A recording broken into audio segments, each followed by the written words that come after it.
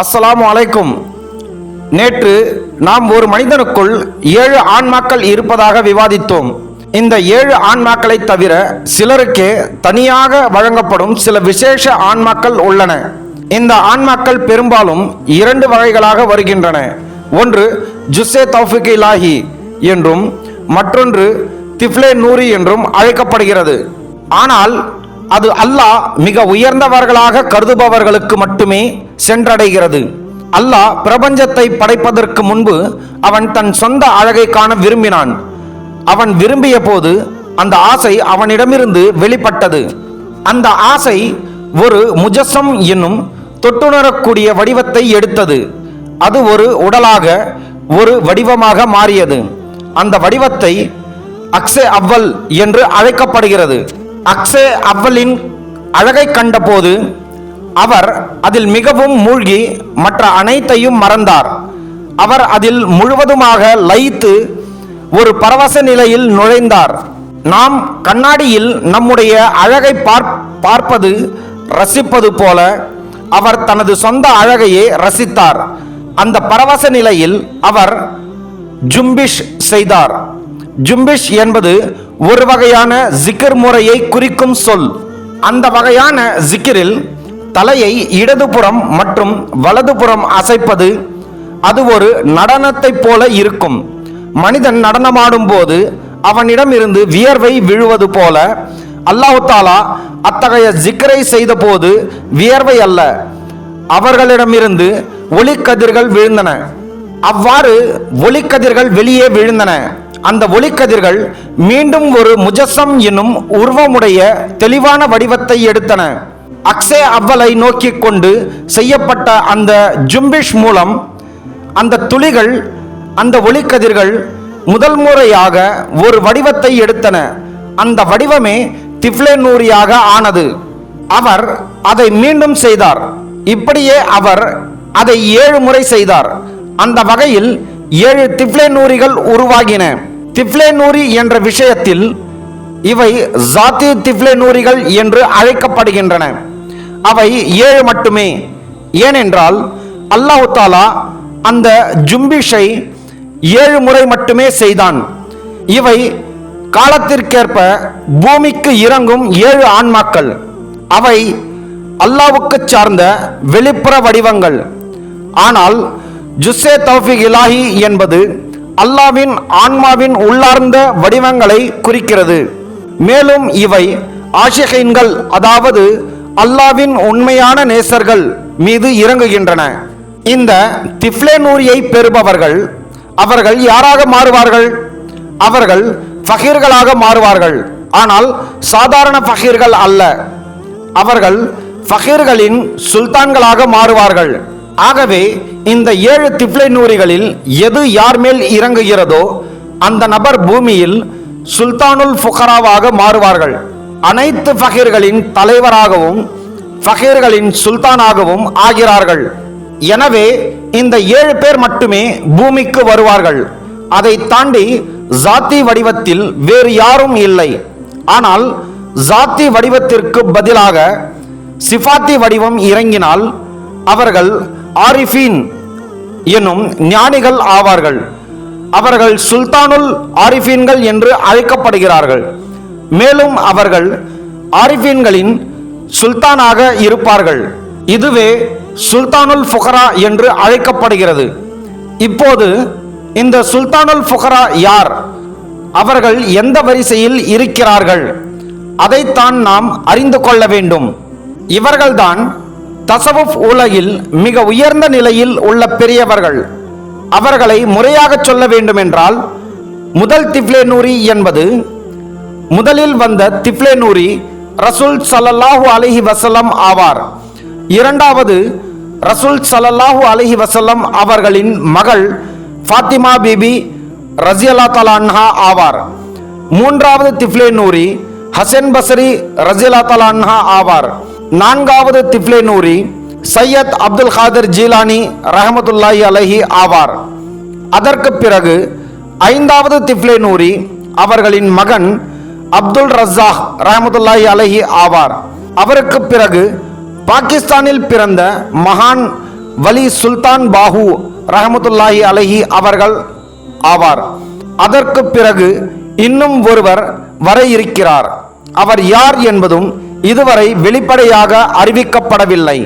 இவ்வாறு இந்த 7 மகான்களும் திஃப்லேனூரி பாதை வழியாக தசவுஃபின் மிக உயர்ந்த இடத்தில் நிற்பவர்கள், திஃப்லேனூரி பாதை எடுப்பவர்கள்.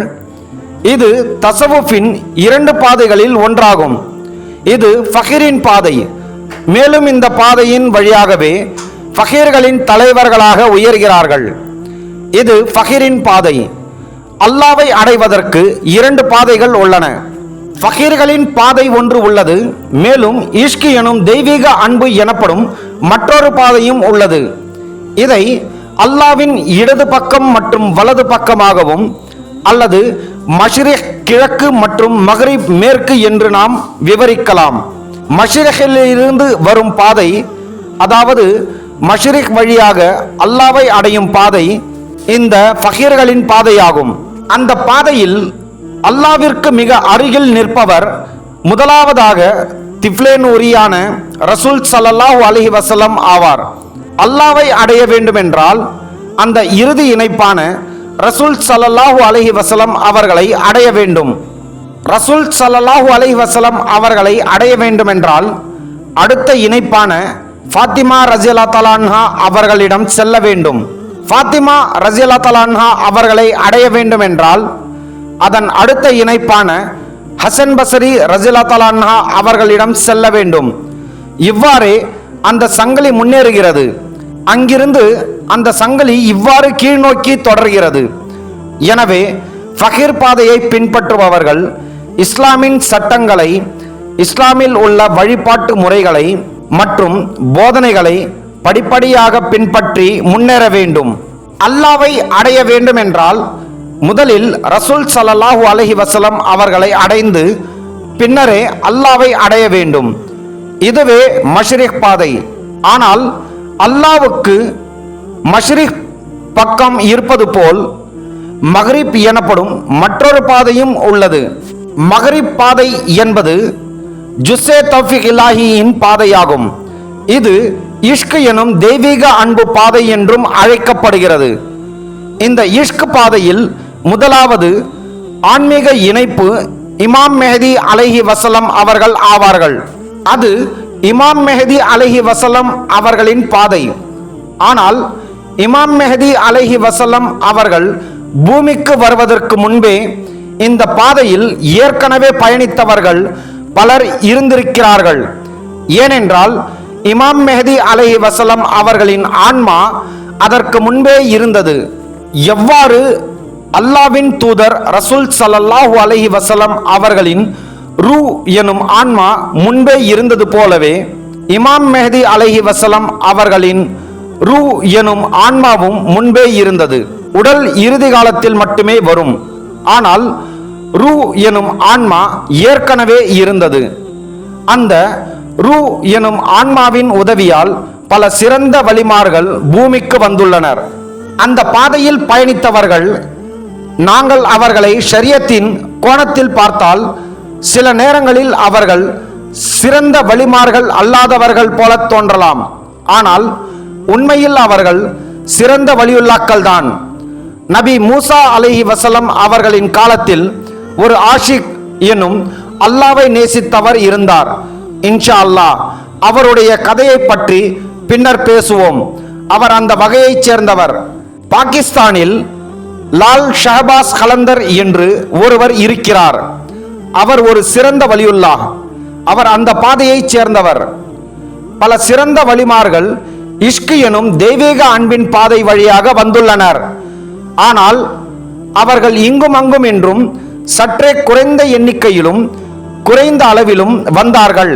ஆனால் இமாம் மெஹதி அலைஹி வஸல்லம் அவர்கள் காலத்தில் அவரை பின்பற்றுபவர்களாக வருபவர்கள் அனைவரும் இந்த பாதையின் வழியாகவே வருவார்கள். ஏனென்றால் அது இஷ்கின் பாதையாகும். இமாம் மெஹதி அலைஹி வஸல்லம் அவர்களை பின்பற்றுபவர்கள் அவர்களுக்கு முன் வந்த சிறந்த வலிமார்களின் நிலைகளை போன்றே உயர்ந்த நிலையில் வருவார்கள். அவர்களின் பாதை வேறுபட்டதாக இருக்கும். அவர்களுக்கும் அல்லாவுக்கும் இடையில் ஒரே ஒரு இணைப்பு மட்டுமே இருக்கும். அது இமாம் மெஹதி அலைஹி வஸல்லம் அவர்கள் மட்டுமே. ஆனால் மறுபுறத்தில் அது அப்படி இல்லை. ஃபஹர் வழியில் நபி ரசூல் ஸல்லல்லாஹு அலைஹி வஸல்லம் அவர்களின் இணைப்பு உண்டு. அதற்கு பிறகு பல இணைப்புகள் உள்ளன. அந்த வழியில் ஃபாத்திமா ரஸியல்லாஹு தஆலா அன்ஹா அவர்கள் அடுத்த இடத்தில் இருக்கிறார். ஆனால் இந்த வழியில் இமாம் மெஹதிக்கும் அல்லாஹ்வுக்கும் இடையில் யாரும் இல்லை. நேரடி இணைப்பு என்ற தொடர்புதான். எனவே நாம் இந்த கருத்தை மனதில் கொள்ள வேண்டும். இஷ்க் பாதை உள்ளது, மேலும் ஃபக்ர் பாதையும் உள்ளது. ஃபக்ர் பாதையின் 7 சுல்தான்களின் பெயர்களை நான் ஏற்கனவே கூறியுள்ளேன். அதேபோல் இஷ்க் பாதையிலும் சிறந்த வலிமார்கள் உள்ளனர். இந்த விதத்தில் ஒரு மனிதருக்குள் ஜுஸ்ஸே தௌஃபீகே இலாஹி இறங்கும் அல்லது ஃபக்ர் பாதையில் திஃப்லே நூரி இறங்கும். இந்த உம்மத்தில் இரண்டும் கிடைத்தவர்கள் கூட உள்ளனர். உதாரணம், அல்லாஹ்வின் தூதர் நபி ஸல்லல்லாஹு அலைஹி வஸல்லம் ஆவார். நபி ஸல்லல்லாஹு அலைஹி வஸல்லம் அவர்களின் உள்ளத்தில் என்ன இருக்கிறது? மற்றவர்களைப் போலவே 7 லதாயிஃப் முழுவதுமாக இருக்கின்றன. அதனுடன் சேர்த்து நபி ஸல்லல்லாஹு அலைஹி வஸல்லம் அவர்களிடம் 2 கூடுதல் அம்சங்கள் உள்ளன. ஒன்று ஜுஸ்ஸே தௌஃபீகே இலாஹி, மற்றொன்று திஃப்லே நூரி. இரண்டுமே ஜாத்தி. இந்த இரண்டிலும் ஜாத்தி மற்றும் சிஃபாத்தி உள்ளது. ஆனால் நபி ஸல்லல்லாஹு அலைஹி வஸல்லம் அவர்களிடம் இருக்கும் இரண்டுமே ஜாத்தி. அதாவது ஜுஸ்ஸே தௌஃபீகே இலாஹியும் ஜாத்தி, திஃப்லே நூரியும் ஜாத்தி. அப்படி என்றால் அவர்களின் மரியாதை எவ்வளவு உயர்ந்தது என்று எண்ணி பாருங்கள். அதேபோல் இந்த முழு உலகில் நாம் பார்த்தால் இந்த வழியில் வருபவர் இன்னும் ஒரே ஒருவர் மட்டுமே இருக்கிறார். அவர் இமாம் மெஹதி அலைஹி வஸல்லம் ஆவார். இமாம் மெஹதி அலைஹி வஸல்லம் அவர்களிடமும் இதே போலத்தான் குறிப்பிடப்பட்ட ஜுஸ்ஸே தௌஃபீகே இலாஹி ஜாத்தி வடிவிலே உள்ளது. அதே போல திஃப்லே நூரியும் ஜாத்தி வடிவிலே உள்ளது. இவ்வாறு முழு உலகிலும் பிரபஞ்சத்திலும் ஒரே மாதிரியான இந்த மகத்துவம் இருவர் மட்டுமே பெற்றுள்ளனர். ஒருவர் இமாம் மெஹதி அலைஹி வஸல்லம் அவர்கள், மற்றவர் அல்லாஹ்வின் தூதர் நபி முஹம்மது ஸல்லல்லாஹு அலைஹி வஸல்லம் அவர்கள். ஆனால் ஜுஸ்ஸே தௌஃபீகே இலாஹி மற்றும் திஃப்லே நூரி குறித்து பார்க்கும்போது சிலருக்கு திஃப்லே நூரி ஜாத்தியாகவும் ஜுஸ்ஸே தௌஃபீகே இலாஹி சிஃபாத்தியாகவும் கிடைத்துள்ளது.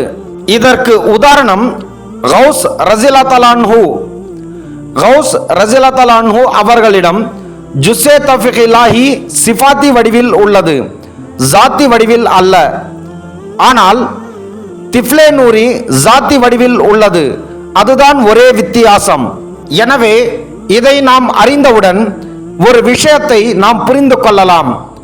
தமிழ்நாட்டில் நாம் சுற்றி பார்க்கும்போது இந்த ஃபகீர் பற்றி யாரும் பேசவில்லை.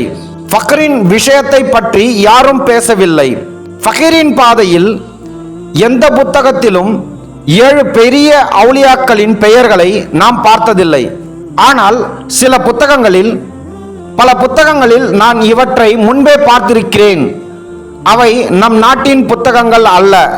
இதன் அர்த்தம் என்ன? அறிவு உள்ளது என்று அகங்காரம் கொள்வதில் எந்த அர்த்தமும் இல்லை என்பதையே இது காட்டுகிறது. அறிவு என்பது மிக விரிவானது ஒன்று. அதை கடந்தும் அதற்கு அப்பாற்பட்டும் பல வகையான அறிவுகள் உள்ளன. அறிவுள்ளவர்களும் உள்ளனர். ஆனால் நாங்கள்தான் மிக பெரியவர்கள் என்றும் நம் நாட்டினரே மிக பெரிய அவுலியா என்று கூறுவது உண்மையில் ஆன்மீகத்தில் உள்ள ஒரு குறைபாடுதான்.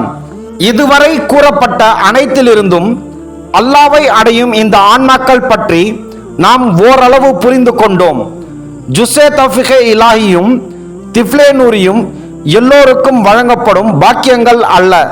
அது சிலர் மட்டுமே பெறக்கூடிய அல்லாஹ்வின் பக்கத்தில் இருந்து வரும் ஒரு விசேஷமான ஆன்மா. எல்லோருக்கும் அது வழங்கப்படாது. ஆனால் மற்ற 7 ஆன்மாக்கள் எல்லோரிடமும் உள்ளது. இப்போது ஜுஸ்ஸே தௌஃபீகே இலாஹி மூலம் அல்லாஹ்வை காண்பது மற்றும் திஃப்லே நூரி மூலம் அல்லாஹ்வை காண்பது என்பது லதாயிஃபல் அனா மூலம் காண்பது போல் அல்ல. அவை வேறுபட்டவை. இதை பற்றி நாம் இன்னும் அதிகமாக கற்றுக்கொள்ள வேண்டியுள்ளது. சில வலிமார்கள் அல்லாவை காண முடியாது, கனவிலும் காண முடியாது என்று கூறுகிறார்கள். அத்தகைய பேச்சுக்களை நான் கேட்டிருக்கிறேன். ஆனால் அது தவறு. கனவின் வழியாக காணும் முறை என்பது லதாயிஃபல் அனா உடையவர்களின் முறையாகும். ஆனால் திஃப்லே நூரி மூலம் காண்பது என்பது உடல் கண்கள் மூலமாகவே நிகழக்கூடியது. திஃப்லே நூரி பெற்றவர்கள் அத்தகைய ஒரு உயர்ந்த ஆன்மீக நிலைக்கு செல்வார்கள். அவர்கள் தாங்கள் விரும்பும் நேரத்தில் அல்லாவை எப்போதும் காண முடியும். ஆகவே ரசூல் ஸல்லல்லாஹு அலைஹி வஸல்லம் முதல் சுல்தான் பாஹு வரை உள்ள இந்த 7 மகான்களும் அவர்கள் உடல் கண்கள் மூலமே அல்லாவை காணக்கூடியவர்கள். தாங்கள் விரும்பும் எந்த நேரத்திலும் காண முடியும். அதுவே அவர்களின் ஆன்மீக நிலை. அதேபோல் ஜுஸ்ஸே தௌஃபீகே இலாஹி பெற்றவர்கள் முராகபா என்னும் ஆன்மீக தியானம் மூலமே காண முடியும். ஆனால் அவர்கள் முராகபாவில் காணும் அந்த தரிசனம் உடல் கண்களால் காண்பதை காட்டிலும் உயர்ந்ததும் சிறந்ததும் ஆகும். அதனால் அல்லாவை காண பல்வேறு வழிகள் உள்ளன. உடல் கண்களால் காண்பது, கனவில் காண்பது, முராகபாவில் அதாவது ஆன்மீக தியானத்தில் காண்பது போன்றவை. இவை ஒவ்வொன்றிற்கும் உண்மையான வேறுபாடுகள் உள்ளன. அடுத்ததாக நாம் பேசப்போகும் விஷயம், இந்த விஷயங்களை ஏற்கனவே படித்தவர்கள் மட்டுமே புரிந்து கொள்ள முடியும். இல்லை என்றால் அவர்கள் அதை புரிந்து கொள்ள முடியாது. இந்த பாதையை படிப்படியாக கவனமாக பின்பற்றியவர்கள் இதை முழுமையாக புரிந்து கொள்ள முடியும். அல்லாவின் அவுலியாக்களில் பல்வேறு வகைகள் மற்றும் பிரிவுகள் எவ்வாறு வகைப்படுத்தப்படுகின்றன என்பதை பற்றி நாம் கேட்கும்போது நமக்கு மேலும் தெளிவு கிடைக்கும். இல்லை என்றால் நாம் நேரடியாக சொன்னால் தெளிவு கிடைக்காது. சில சமயம் அந்த விஷயத்தை கூறும்போது அதை அவர்கள் நம்பாமல் கூட போகலாம். அவர்கள் இது உண்மையல்ல என்று கூறி அதை நிராகரித்து விடுவார்கள். ஆனால் முன்பே இந்த தலைப்பை அறிமுகப்படுத்தி பின்னர் விளக்கி கூறினால் தெளிவு ஏற்படும். அதனால் தான் இவ்வாறு செய்கிறோம். இதை கேட்ட பிறகும் நம்பாதவர்கள் அல்லது புரிந்து கொள்ளாதவர்கள் இருந்தால் அவர்களுக்கு நாம் மேலும் விளக்க வேண்டியதில்லை. அது அவர்களின் சொந்த திறன் மற்றும் விதி மீதுதான் அமைந்துள்ளது. இன்ஷா அல்லாஹ் அடுத்த வகுப்பில் அல்லாவின் அவுலியாக்களை எவ்வாறு பல பிரிவுகளாக வகைப்படுத்தப்படுகிறார்கள், மஷாயிக்களை எவ்வாறு பல தரங்களாக பிரிக்கப்படுகிறார்கள் என்பதையும் விளக்குவோம். இன்ஷா அல்லாஹ் அதற்கு பிறகு மீதமுள்ள விஷயங்களுக்கு செல்வோம். இன்ஷா அல்லாஹ். அஸ்ஸலாமு அலைக்கும்.